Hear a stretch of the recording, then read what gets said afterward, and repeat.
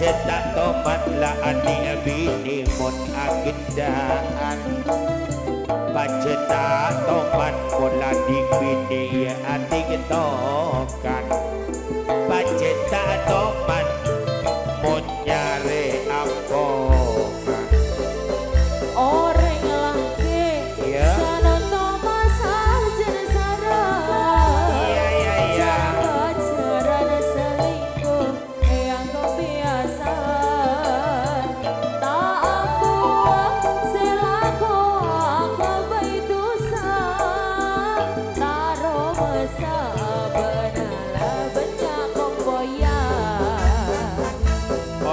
bini sajana pinduman sajen sarang ati getokan sana jena umur la tua mata eka ka anak botona gula kumoda mate bisa masuk ke balai desa.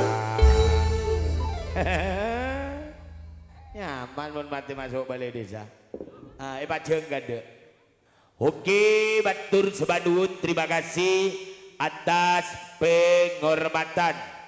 Kibediko Kang Salim Jumane, ada Songo, Nomo Putra, Tosen Susi. Bergabung tidak ketinggalan Kang Sipak Radit, bos muda. Iya, Bandar Kayu. Iya, sampai saya ngon, setema saya kaju pete kolak. Beserta kawan-kawannya Buzer Surip, Sudaryo Putra, Pak Jarek Narum Nung Dogel, yang mana telah sudah tampil di pagelaran.